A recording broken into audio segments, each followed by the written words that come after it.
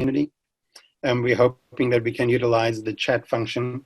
And we are interested in any questions, observations from your own professional experiences, something that might be helpful for the larger community to think about. So, okay, and next slide. Thanks. Penny, are you managing the slides or? Great. So look, we have had lots of resources, and I'm sure you have as well, come through various listservs on our computer desks, encouraging us to think about equity and inclusion, and also lots of resources as well. So I have taken just a few, I'm going to highlight just a few points, and some of the points that I'm taking or I'm sharing, I've taken from material that's come through from SUNY Equity and Diversity offices, as well as material that's come through from the University of California. Both, as you appreciate, are very large and very diverse academic communities.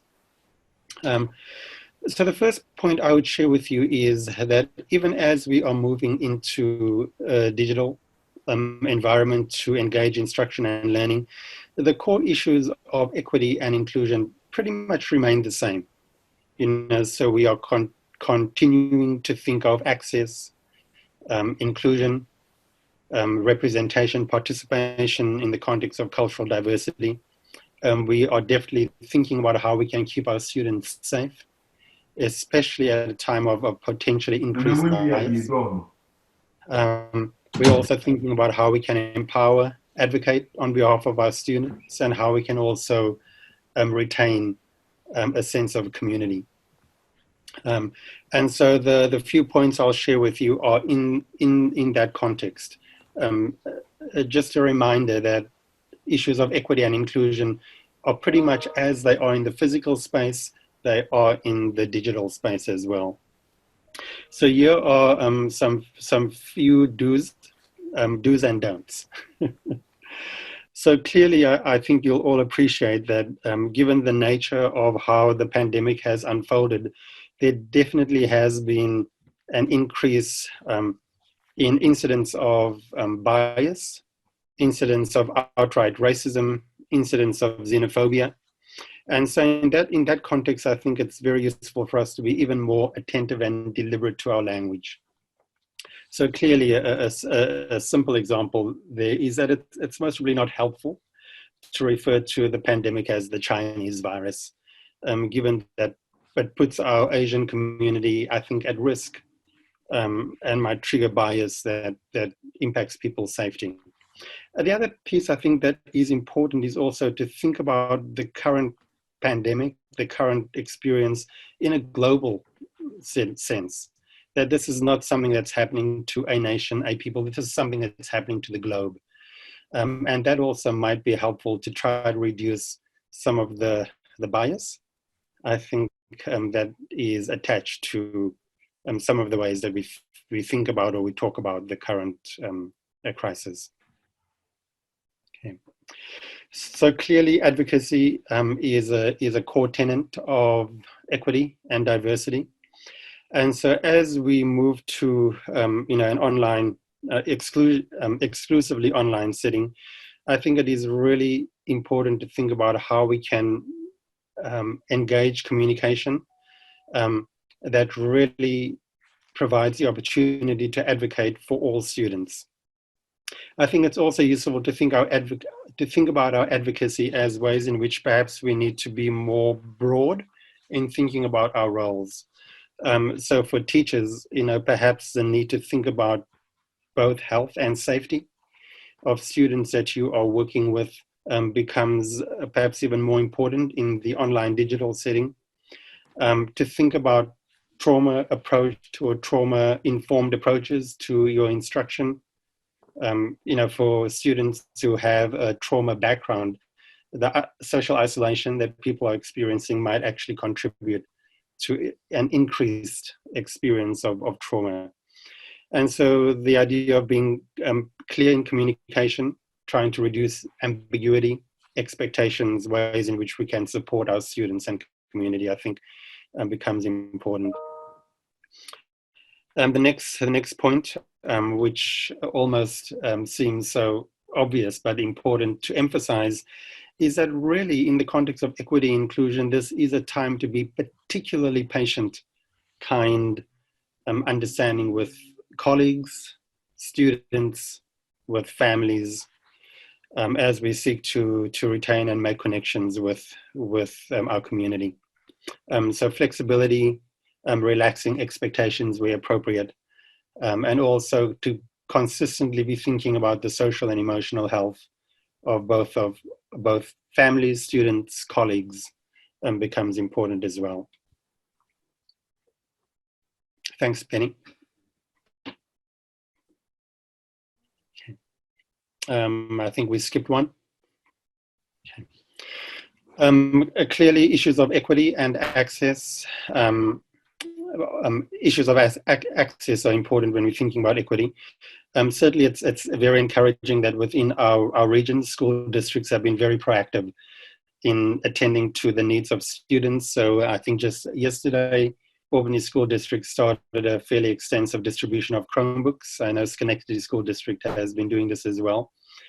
And then also thinking of ways in which we can facilitate access to internet for our students. Again, it's very encouraging that companies such as Spectrum have really stepped up and are providing free access to the internet for people who are in need of that service. So again, thinking about accessing and addressing the needs of our students in regard to technology. And then the final point, again, these are, I think what I'm sharing with you is not new. I'm just trying to highlight things that I think it's useful for us to be attentive to. Addressing and being attentive to particular needs of student groups at this stage. So how might we be more attentive to students who are living with disabilities, both physical and psychological? So the example that I'm highlighting for you here is students who experience learning disabilities, students who experience attention deficit hyperactive disorder, students who experience anxiety. The social kind of isolation that students might be experiencing who have those particular sets of needs really means that we need to be more intentional, I would say more thoughtful about how we're addressing those particular needs. Another example is LGBTQ students, especially students who identify as LGBTQ, who might be in households that are not as welcome or as receptive, and who rely on a sense of community that they have at school to support them. With that no longer being directly accessible, how else can we attend to the needs of these particular students? Should we be thoughtful in providing particular online hangouts, or really being intentional about how we look to support students at this time, and then support each other as well in the larger community.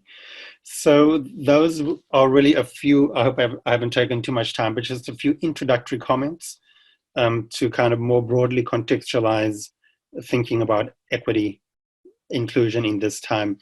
I'm going to turn it over to my colleague Alex Kumi-Yeboah. Alex's area of expertise and his scholarship is very much in the area of cultural inclusivity, multicultural considerations, equitable considerations in online education.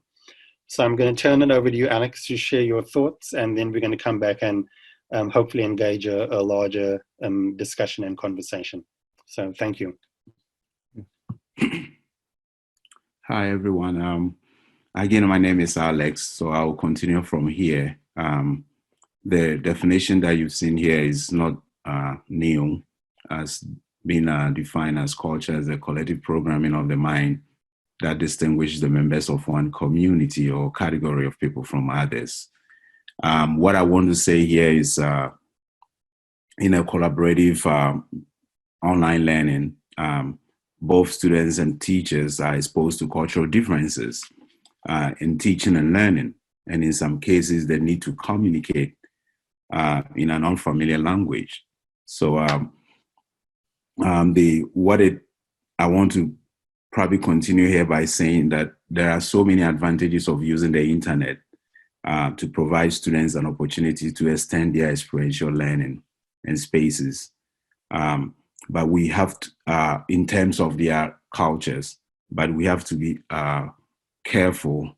We have to come up with a careful planning to ensure that the content, the use of technology, and then the management of the learning process or the model that you're using considers the cultures of the students who comes into the classroom, in this case, the remote learning, so that they can help, both the teacher and the student can help construct knowledge or build on the knowledge that the concept that is being taught.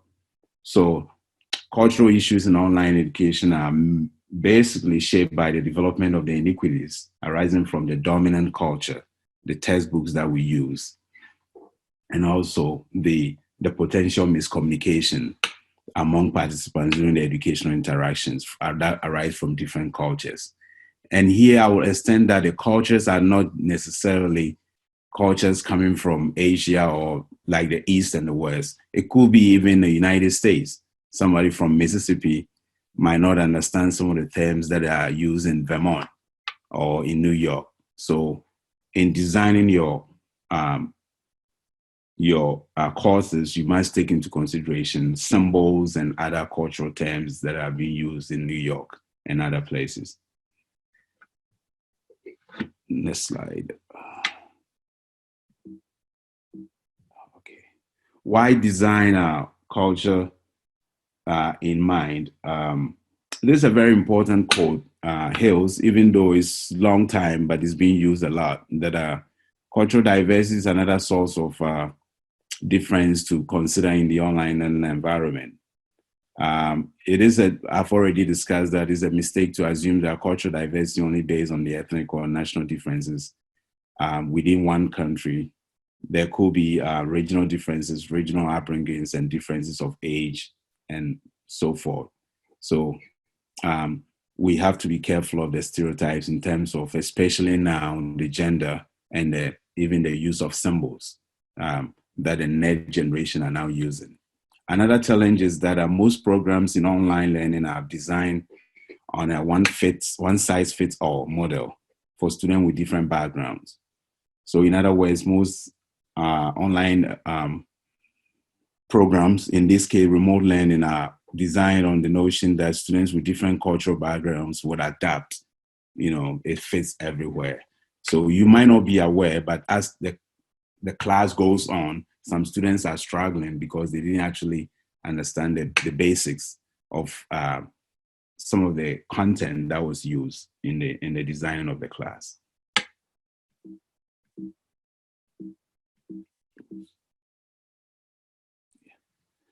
I've already discussed this one as the initial one, so you can go to the next one.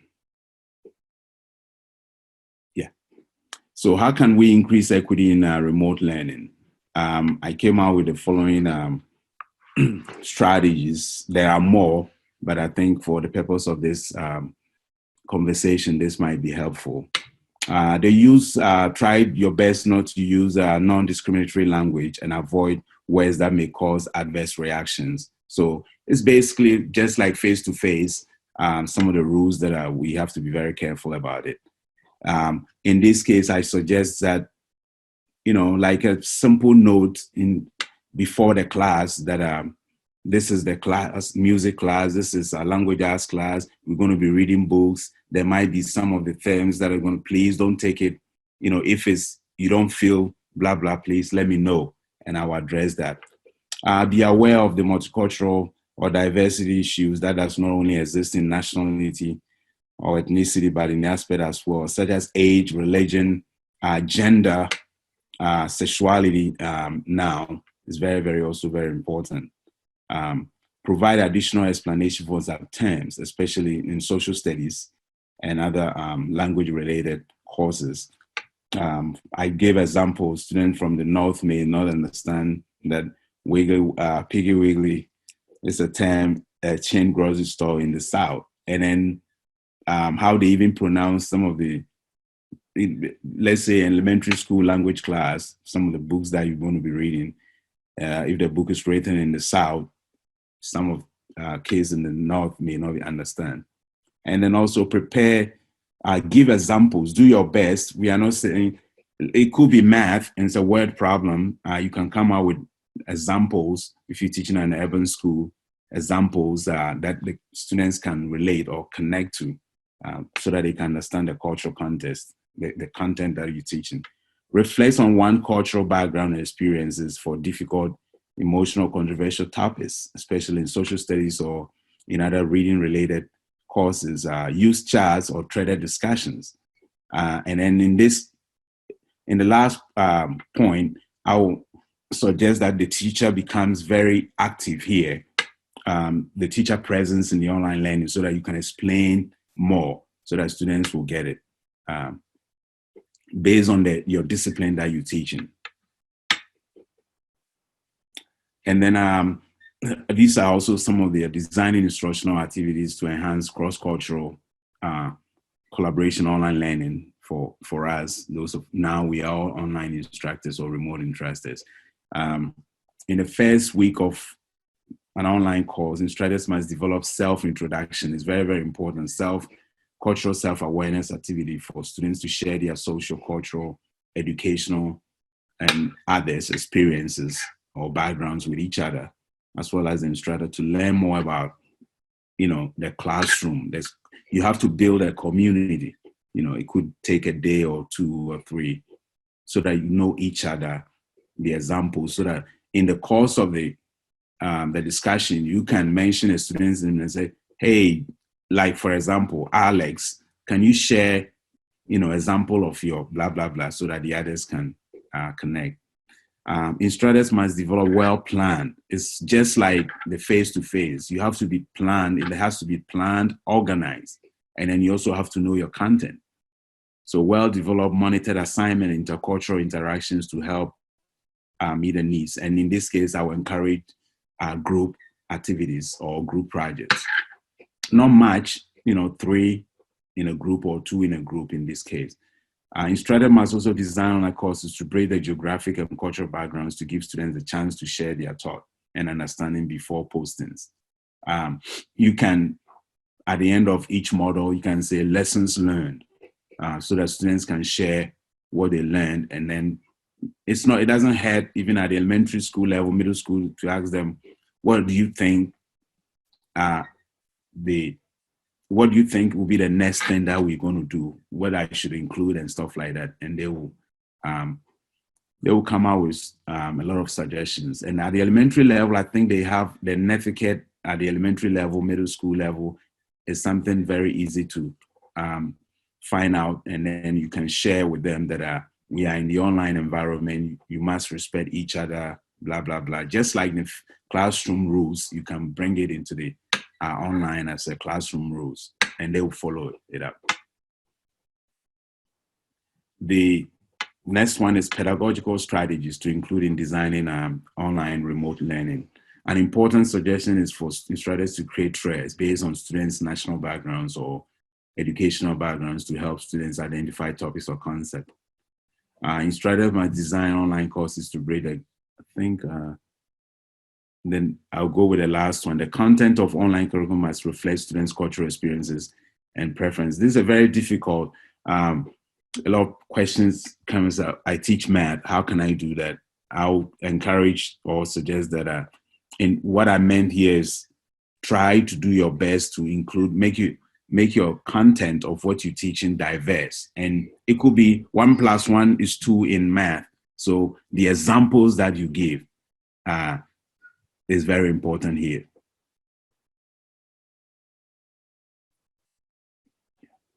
And then the next one is must create flexible activities and options for students to have control over time and space. Even though most remote courses are now asynchronous, you can still give alternative assignments, extend time. I know some teachers are now even calling homes. You can do that. And these are just to benefit students with disabilities and other students that need extended time. You also have to promote the social teaching, cognitive presence. The social is you have to be active.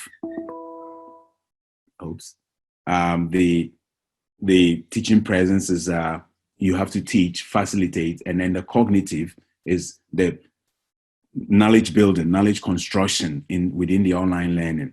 It's not just like assignment posted, do it. You know, all those three presence must come in so that students can, once they share ideas, then it means they are building knowledge, and then that means the cognitive part also becomes active.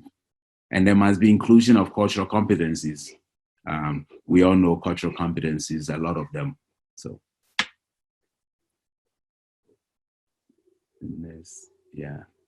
interactions. There must be need for instructors to establish consistent communication. Communication is very, very, very important here. When you're not interacting with students in so far as diversity is concerned or equity is concerned, some students does not feel to ask questions. So your responses are very, very important in this time in building knowledge within the online environment. We must also include our strategies to highlight interpersonal understanding and social networking.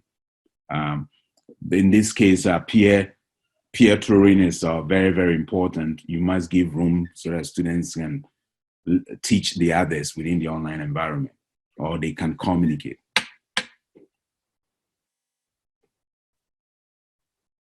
And then I had another, because of time, but I had other things that I wanted to share that are, for example, cultures does not necessarily fall within the national boundaries, like I said, but within societies and within family units. In an online context, these factors may be influenced by the dynamics of the cultures that emerge as a result of the online interactions. It's very, very important. And then also, we know that cultures change over time. It doesn't stay, it's not static.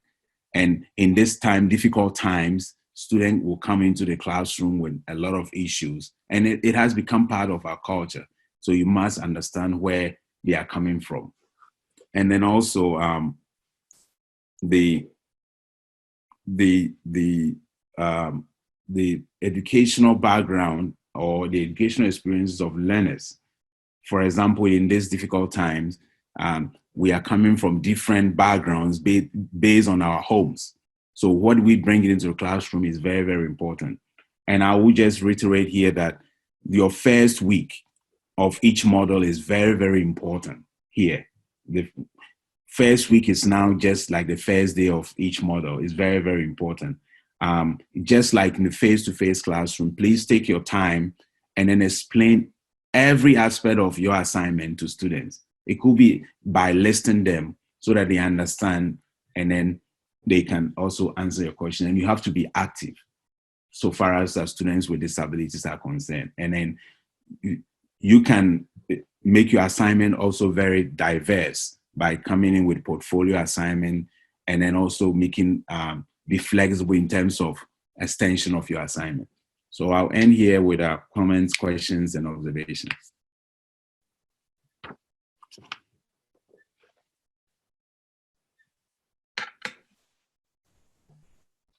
Alex, thank you very much for walking us through, some important considerations in delivering of online instruction as it relates to culture, equity, inclusivity.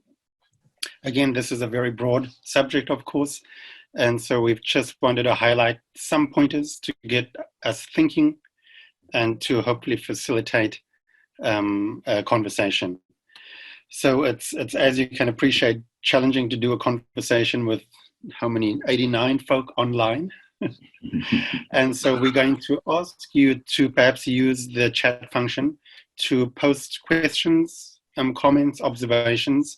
We are very open to, very happy to respond to questions, but we're also interested in just hearing from you, your professional experiences around how you are trying to think about equity, implement equitable practice, and be attentive to the particular needs of students during this very uncertain time. Cheryl, I believe that you have joined us. Yes, I have. Thank you. And sorry for the delay. So we have a question from Peter. Have any other elementary teachers tried to have kids do partner work or group work within the distance learning platform? So we'll open it up for partner work and group work with elementary students.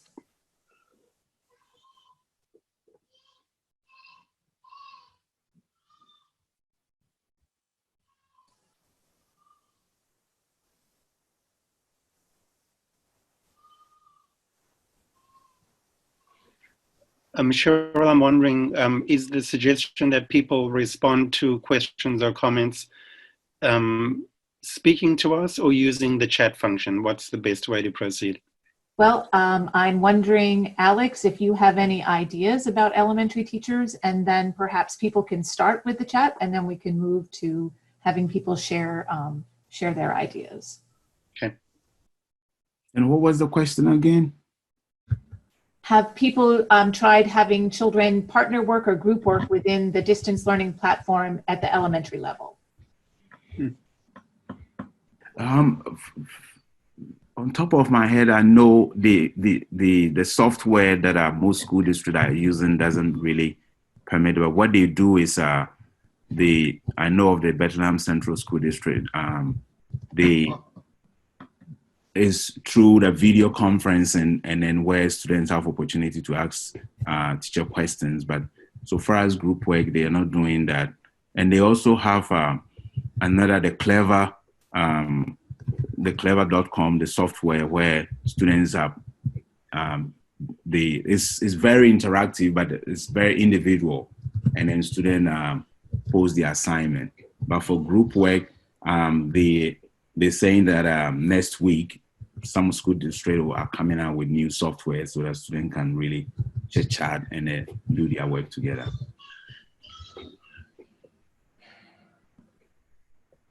May I respond? Yeah. Mm-hmm. Absolutely. So I'm Kate Gerard. I teach music at Chatham, but I also work for the Greater Capital Region Teacher Center as the teacher leadership coach for the visual and performing arts. And right now I have a group of art teachers that are designing learning for designing lesson plans for remote learning. And we basically have an art teacher support group that meets 3 days a week at the moment. And they've been grappling with this also at the K through 12 level. And they are currently trying to set up, because they know the social aspect is a really important part of school, and how do we get kids working meaningfully together. And so they're talking about various activities where even if the kids are unable to video chat with each other, they can do something where they have to create part of a story, an activity, a piece of art, then they send it to the next child in line, and that kid adds to it, and then they send it. So that's how they're doing some group work and collaborative work, even if they're unable to attend in person online. However, many of those teachers are also using Google Meet as a platform just to talk to kids and have them see their friends. And I've been doing that too, and the kids are loving it. And then I know also of the Google Classrooms where students have been given a work and then they just do it in groups. So they email it, around each group so that at the end of they share it with the teacher. So the interaction by voice is very minimal. However, there's that kind of chatting, just like they chat on the phone, testing or whatever, but it's through emailing. But so far as the social talking is very minimal, but through the Google Classroom.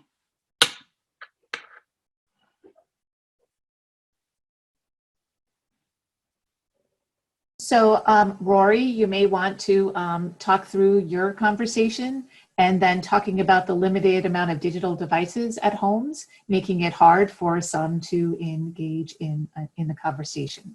So I'll turn it over to Rory for a moment. Hey, everybody. Yeah, I was just thinking in regards to that I think when we're dealing with our younger kids, there is an inherent concern that we're a little bit afraid of getting young kids used to interacting in these online platforms where they might be in chat rooms and that sort of thing, because of the history of these types of rooms being used to exploit kids in the past. So I think there's a certain amount of fear there. And yes, I agree with the comment about, sharing technology. I know I've heard many stories already about, parents are at home working and, they might have the bandwidth, but they might have 2 or 3 computers in a home, and that would leave a kid either unsupervised trying to figure out how to do it on their own, or not having a device available to them maybe. So that's certainly a problem as well. The slides and, doing those sorts of Google platform things are great, but I think that also excludes those youngest kids, the Ks and the ones. And Kate, just a quick comment. You did a great job with some of those resources you sent us for the website. Thank you. Appreciate it. Anytime, that's what I'm there for. So Martha, if you could share your thinking about middle school with Flipgrid and Google Meet, that'd be great. Hi, everyone. I teach Spanish 8 at Schenectady at one of the middle schools. And to kind of get the kids used to recording themselves and used to using the online platforms, I had the students kind of introduce themselves to our online co-teachers and the people who were checking in on our classroom. And they are able still to respond to each other on it. I've set up office hours for Google Meet. And have had kids, not even needing to do work, just checking in to say hi. And it's been nice. My students have been working on a house project that they started before this all went down, and we've been using Chromebooks in the classroom. And so the expectation was that they share their doc with someone else and are able to do kind of the comparison part of the project based on that. Thank you. And Jen Steele, I think you raised such an important point that we don't yet know what is happening. So can you share your point with the group? Sure. I just see, as far as equity goes, it's really difficult in my husband's school. I teach in a suburban school. I actually teach in Bethlehem, and our students, for the most part, at least 6 through 12, have one-to-one computers at home, and at the elementary level, they're able to request a Chromebook if they need it and pick that up from their elementary school. My husband teaches in Hudson, and they have, their students do not have one-to-one computers and do not have access to the internet, or many of them don't. Whereas in Bethlehem, we have Spectrum, so if you didn't have internet service, you could get it for free right now. And our school district was great and went door to door, to families who requested it and set up Wi-Fi for them. But in my husband's school, the majority of kids do not have Wi-Fi, and none of the local providers are providing that for free for families. So I see a real disparity between, the suburban schools and the city schools. Thank you, Jen. Yep. So Alex, there is a request if you can possibly speak a bit about trauma-informed approaches from Diane. Sure, I'd be happy to do that, Diane. I'm also trying to, I think there's a function where you can share a link. I'm not sure if you can do that through chat, but I was trying to upload a link that takes you to the Teaching Tolerance website, where they have a very nice brief overview on trauma-informed approaches. So I'm not sure how to upload that link, but I can share a couple of comments with the group. So I think the trauma-informed approaches is both about techniques, but it's also about a kind of general stance. So what do you need to keep in mind if you are wanting to approach your student body from the perspective of understanding and appreciating trauma? So at the core, at the heart of a trauma-infused approach is a relational approach. Okay, so the more you know about a student's background, the more you know what is likely to possibly trigger a trauma response, or what might exacerbate a trauma response. And again, what is so important currently is the social isolation. Okay? So to what extent does not having access to friends or supports, or being in an environment that you already experience as perhaps unsafe, to what extent will that exacerbate or trigger some trauma that a child has experienced previously. So again, I'm going to share the resource here, but I would say the core piece is to be really relationally focused. What do I need to know about this child I'm working with? What do I need to know about the family? How will the current uncertainty, the current anxiety about our health status really exacerbate prior experiences of trauma that my child or my family has experienced? So if someone can, Olivia or Penny, if you can walk me through how to upload a link with the chat, I'd be happy to do that. But I really just want to emphasize the notion of being very relational and very deliberate, and thinking about the relationship as a way of trying to accommodate and manage trauma reactions that our students might be experiencing. It takes a community, and Nadine has placed that link for you in the chat box. And so in speaking about the relational aspect, Rhonda makes an important point that, glad you mentioned the psychological trauma, and some professors or teachers are not compassionate or considerate of how this pandemic may be affecting people. So I think, Alex, you speak to the centrality of how that is absolutely essential. Okay. And I was able to, I'm very proud of myself, I was able to upload the link.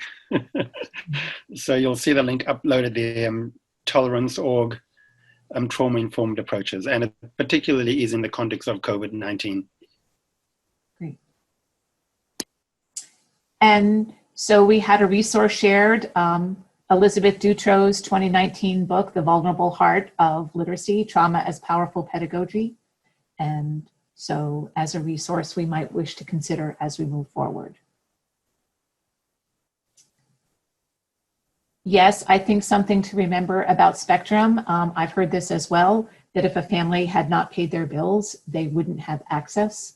And so that became another layer and another issue, and while others don't have access to Spectrum. So I'm gonna go on the video. Hey, I have a question. Okay. Yes, this might be a silly question, but we using Google Classroom, and I had a hard time putting getting one of the videos uploaded so the students could watch it. And I was wondering, and I don't know if is that a familiar problem for you guys, or?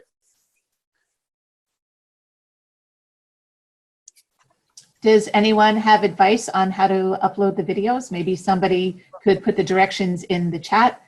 That way you could grab right onto that. What I found on Google Meets, I'm learning that as well right now, but I just learned today there is similar to on Zoom where we have the share button at the bottom where you can share your screen. On Google Meet, you can share your screen and then play that video from another tab. You know, if you open another tab in your... Okay, I see what you're saying. Yeah, so there should be a share button and you can play that video right on your computer and they should be able to see your screen. But you know how like we give assignments and some of the assignments they'll have to go in there just do the assignment, and part of it I wanted to model but I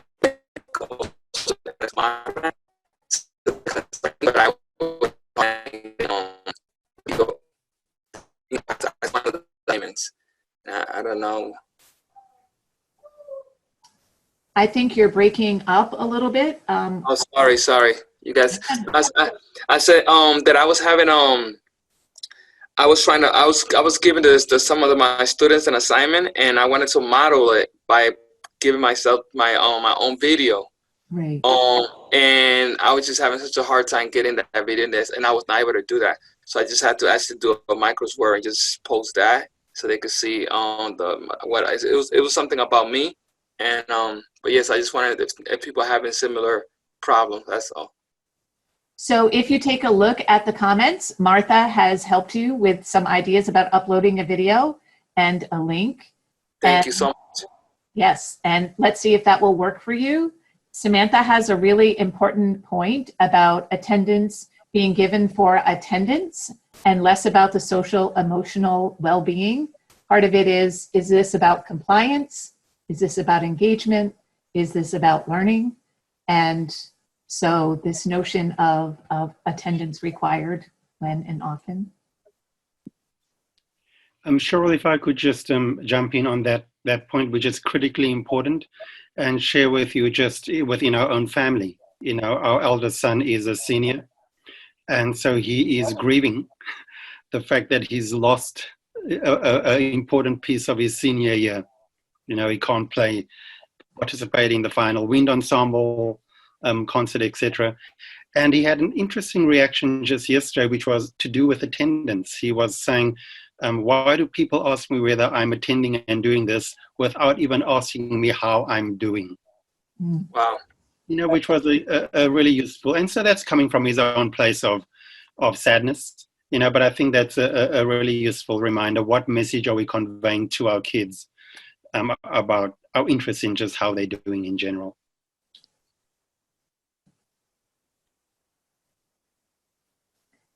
Lots of people are focused on compliance. Yes, compliance versus learning. What does it mean to learn, and how are we doing in these times? Where do we need space to grieve, to rethink, to reimagine, to wonder, right? Other questions, other comments, other observations. So Kristen, Gravina, do you want to chat for a moment about your beautiful posting? Well, I was just saying, I teach a special ed class, and it's a social emotional program. So all my kids have experienced trauma in their life at some point.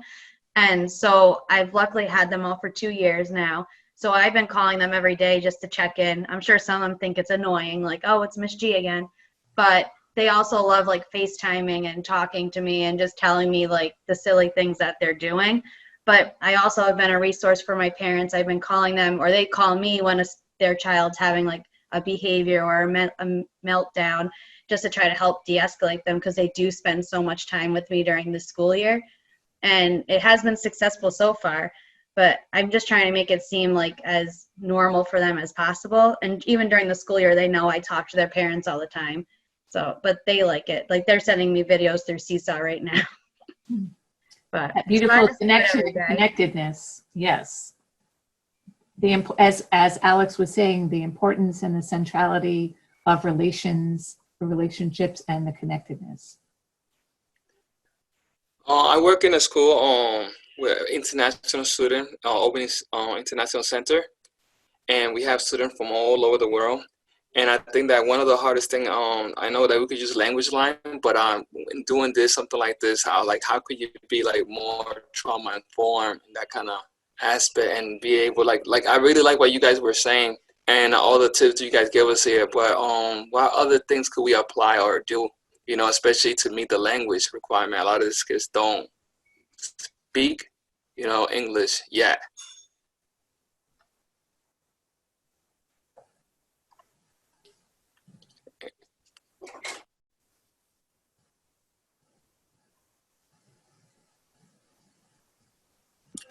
Any suggestion? So I'm wondering if there are anybody or any folk in our community who have had success using some online translational services or devices that might be helpful for sorry, I can't see your name, Erasto Nova. Might be helpful for Erasto to hear about other tools available, especially when you don't have access to an interpreter directly. So what are other online tools that people have used to be able to facilitate language barriers? If anybody's had some success or luck with that, that would be helpful to hear. Dr. P, this is Shalette Fleet from Schenectady. How are you? Very well, thanks. Good to hear your voice. It's good to hear yours as well. I know in Schenectady we're grappling with that same work, but we are currently trying to create a full translation support for our families and our scholars that are eligible. But we'd be glad to share with our friends and colleagues in Albany. I know they're trying to do a lot of similar work as well. So we can definitely connect that the teacher that just shared with some of the work we're doing in Schenectady. It's not perfect yet, but we're definitely trying to hit the ground running and to support our families in the same boat. Okay. Thank you. Great. That's great. Thank you, Shalette. We have a comment from Lois, if you'd like to talk for a moment about supporting the slowness of all of this.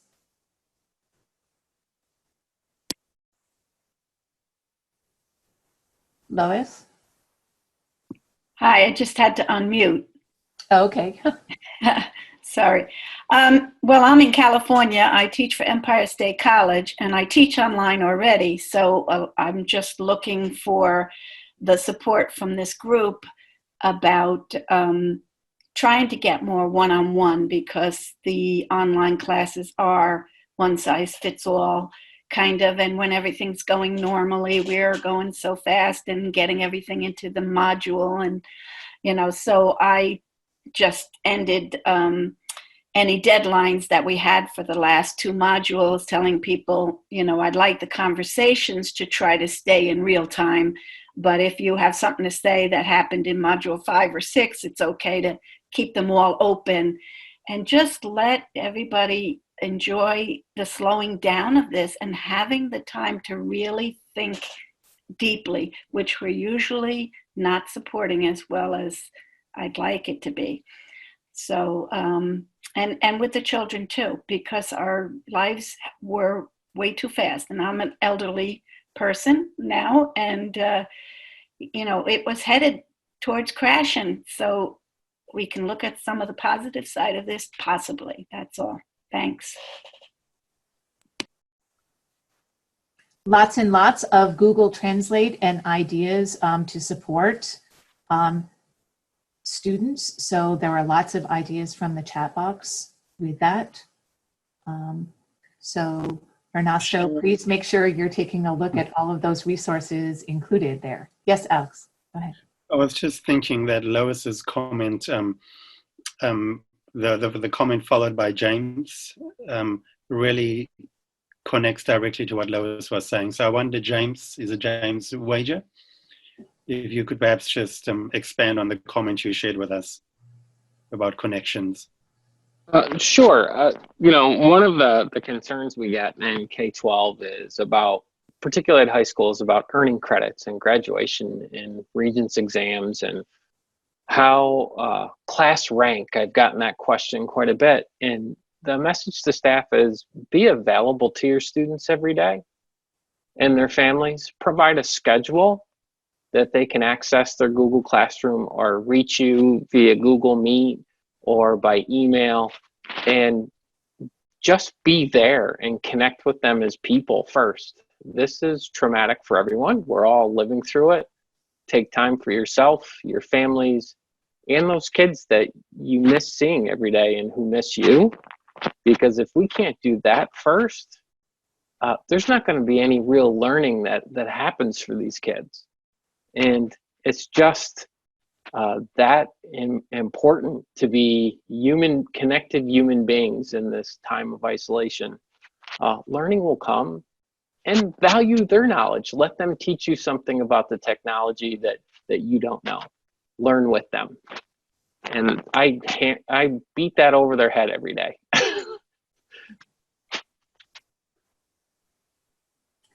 All right. I think that's a beautiful way to end. And I know Alex, you had a couple concluding slides, as it is now 4:55, and we want to honor everyone's time. So let me share these couple of slides with us. I think it's really important that we find every way we can to support each other and support our community. And as someone who is trying very much to enforce the physical or social distancing within my own household, I really encourage you to think about that really as one way of offering additional support to the community. You know, if we are safe and healthy, we can also facilitate the safety and health of someone else. People have already mentioned the importance of trying to offer some day-to-day structure for our students, being able to generate group-related projects amongst our students as well. And then also not to forget that there are community resources that are available. An example, I'm not sure if the YMCA is still able to do this, but I know initially they were offering childcare services, especially for families and parents, you know, healthcare workers, those in emergency services personnel. So to really know the types of community-based resources that are available.